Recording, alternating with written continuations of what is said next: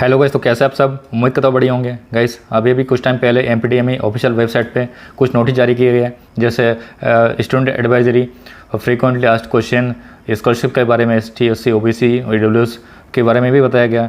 ठीक है, तो अभी इस वीडियो में अपन जो एडवाइजरी जारी किया है उसके बारे में चर्चा करेंगे। तो जो भी स्टूडेंट्स इस साल काउंसलिंग में पार्टिसिपेट करने वाले, तो उनसे मैं रिक्वेस्ट करता हूँ कि आप वीडियो को लास्ट तक जरूर देखना। भले आपको टाइम लग जाए तो, लेकिन थोड़ा सा लास्ट तक जरूर देखना, आपको सारे डाउट क्लियर हो जाएंगे। ठीक है, तो एक एक करके हम डिस्कस करते हैं। उसमें भी जो मेन पॉइंट्स हैं वो जो मैंने हाईलाइट करके रखे हैं वो हम डिस्कस करेंगे, और उसके अलावा अगर आपको कोई डाउट हो तो आप नीचे कमेंट में पूछ सकते हो। ठीक है, तो देखो जो इम्पोर्टेंट पॉइंट्स है वो मैं बताऊँगा आपको। एक जैसे ये है कि जो आपको बहुत सारा डाउट आता है, मैक्सिमम लोगों को डाउट आता है कि रजिस्ट्रेशन के बाद आप एडिट कर सकते हो क्या।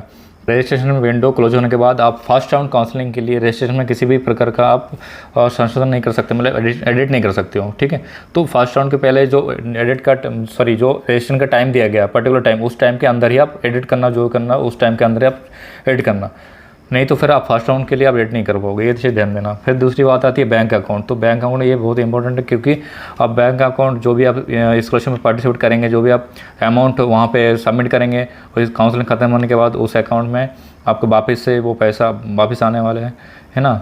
और तो ये ध्यान रखना।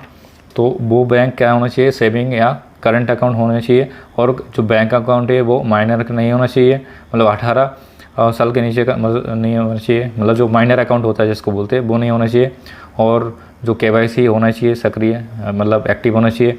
अगर बैंक जो है सेविंग अकाउंट का है तो उसमें कोई लिमिट नहीं होना चाहिए कि हाँ 5 लाख तक ही आप डाल सकते हो, इसमें ट्रांजेक्शन कर सकते हो, ऐसी कोई लिमिट नहीं होना चाहिए। और जो प्रधानमंत्री जन धन योजना वाली जो जीरो अकाउंट वाला अकाउंट है वो नहीं होना चाहिए, है ना। ये चीज़ आप ध्यान रखना। फिर नेक्स्ट टाइम बात करें कि रजिस्ट्रेशन के टाइम पे जो फीस कितनी लगेगी, तो 1100 रुपये फीस है रजिस्ट्रेशन का, और 30 रुपये शायद वो ऑनलाइन पोर्टल का चार्ज लगता है। तो इस चीज़ का ध्यान रखना। और आपके पास वो जो रजिस्ट्रेशन स्लिप है वो होना जरूरी है। तो जैसे आप रजिस्ट्रेशन करें उसके बाद वो प्रिंट आउट ले ले, है ना, वो अपने पास आप संभाल के रखें। ठीक है, जो लोग फर्स्ट राउंड काउंसलिंग के बाद, एडमिशन के बाद सीट को लीव कर दिया, सीट को रिजाइन कर दिया है, तो उनको छोड़ के बाकी जो लोग जो कि सेकंड राउंड काउंसलिंग में जो रजिस्ट्रेशन में कुछ एडिट करना चाहते हैं, तो उनको निर्धारित समय के पहले आप रजिस्ट्रेशन में एडिट कर सकते हो। तो उसको आपको टाइम दिया जाएगा, पर्टिकुलर टाइम, उस टाइम के अंदर आप एडिट कर सकते हो। इस चीज़ का ध्यान रखना। उसके बाद बात आती है कि जो भी आप फीस पेमेंट करेंगे ऑनलाइन में, तो वो सारा नेट बैंक के थ्रू, क्रेडिट कार्ड के थ्रू, डेबिट कार्ड के थ्रू, RTGS NEFT के थ्रू कर सकते हैं आप। और एक से अधिक नेट बैंकिंग का यूज़ कर सकते हो, डेबिट कार्ड का यूज़ कर सकते हो, और सारा पेमेंट ऑनलाइन ही होगा। तो इस चीज़ का ध्यान रखें, पहले से अमाउंट आप अपने अकाउंट में रखें। फिर नेक्स्ट पॉइंट ये है कि जो वहाँ पे रजिस्ट्रेशन का टाइम में एक फ़ोटो ID का ऑप्शन आएगा कि आप फ़ोटो ID में क्या देना चाहेंगे। तो अगर आपके पास वोटर ID नहीं है, पैन कार्ड नहीं है, ड्राइविंग लाइसेंस नहीं है, पासपोर्ट नहीं है, फिर भी आप, अगर आपके पास 12वीं का जो मार्कशीट है उसमें फ़ोटो लगी हुई होती है तो वो आप दे सकते हैं, नहीं तो बैंक पासबुक दे सकते हो, नहीं तो जो स्कूल द्वारा एक फ़ोटो ID तो कुछ भी अगर आपको डॉक्यूमेंट्स दे तो वो भी आप वहाँ पर जमा कर सकते हो, अपलोड कर सकते हो। ठीक है, ये नेक्स्ट की बात करें तो फर्स्ट राउंड काउंसलिंग में मैंने पहले भी बताया था, फर्स्ट राउंड काउंसलिंग में वही भी लोग पार्टिसिपेट कर सकता है, चॉइस फिलिंग कर सकता है, जो केवल MP स्टेट का मूल निवासी हो, स्थानीय निवासी हो, मतलब MP डोमिसाइल हो, वही कर सकता है। फिर नेक्स्ट की बात करें अपन, चॉइस फिलिंग के बाद आपको चॉइस लॉक करना बहुत ज़रूरी है। अगर आप चॉइस फिलिंग कर रहे हो और चॉइस लॉक नहीं कर रहे हो तो आप नहीं माने जाओगे, आपका जो अलॉटमेंट है वो नहीं होगा। तो इस चीज़ का ध्यान रखना कि चॉइस फिलिंग के बाद चॉइस लॉक आपको ज़रूर करना है। ठीक है, फिर नेक्स्ट पॉइंट की बात करें अपन कि जो गवर्नमेंट स्कूल क्राइटेरिया है, ठीक है, उसमें जो 5% आरक्षण मिलता है, तो वही उसके लिए कौन कौन एलिजिबल है। तो जो लोग MP गवर्नमेंट स्कूल से पढ़े हुए हैं, 6वीं से 12वीं तक MP गवर्नमेंट स्कूल से पढ़े हुए हैं, तो वो इसके लिए एलिजिबल है।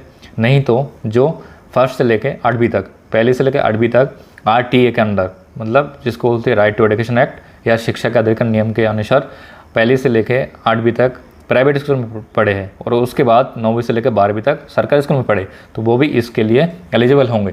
और ये आपको जो प्रोफार्मा है, या ये कहाँ से प्रोफार्मा है, अभी आप ऑलरेडी अपने DMA वेबसाइट पे अपलोडेड है, तो उस प्रोफार्मा से आप अभी बनवा सकते हो DO ऑफिस जाके। ठीक है, नेक्स्ट पॉइंट। फिर अब बात आती है अपग्रेडेशन की। तो जो लोग अपग्रेड करना चाहते हैं, जैसे कोई व्यक्ति है जो फर्स्ट राउंड के बाद डायरेक्ट मॉक राउंड में अपग्रेड करना चाहता है, तो उसके लिए ज़रूरी है कि आप वो सेकंड राउंड में भी अपग्रेड करें। फिर सेकंड राउंड के बाद फिर आपको मॉक राउंड के लिए अपग्रेड करना है, आप डायरेक्ट नहीं कर सकते। इसमें ये लिखा है कि फर्स्ट राउंड काउंसलिंग के बाद ये मॉक राउंड में अपग्रेड करना चाहता है कोई, तो सेकेंड काउंसलिंग में भी प्रथम राउंड के बाद अपग्रेड का ऑप्शन देते हुए सेकेंड राउंड में फिर से चॉइस फिलिंग करनी होगी आपको। ये चीज़ आप ध्यान रखना, ठीक है। और फिर एक चीज़ ये है कि ऐसे विद्यार्थी जो सेकेंड राउंड या मॉप अप राउंड में अपग्रेडेशन का ऑप्शन दिया है, लेकिन उनको उस टाइम जो सीट लीविंग बॉन्ड और रूरल सर्विस बॉन्ड उस चरण में आपको अभी जो अपग्रेड के लिए डाला है उनको उस टाइम नहीं बनवाना है। लेकिन आपको क्या करना है, 500 रुपये के स्टैम्प पेपर में एक शपथ पत्र या एफिडेविट बनवा के देना है कि आप सेकंड राउंड में या अगर mop up round college alert हो जाता है तो उस टाइम आप करेंगे, या तो अगर अपग्रेड नहीं होता है जो कॉलेज आपको फर्स्ट राउंड में मिला है तो उस कॉलेज में आप जो सीट लिविंग बॉन्ड है और रूरल सर्विस बॉन्ड है आप उस कॉलेज में सबमिट कर देंगे बना के। ये एक 500 रुपये के स्टैम्प पेपर में बना के आपको देना है। तो ये है सारा जो एडवाइजरी जारी किया है MPDMA ऑफिशियल वेबसाइट में। तो यहाँ पे जो भी आपको डाउट है आप और पूछ सकते हो, ठीक है।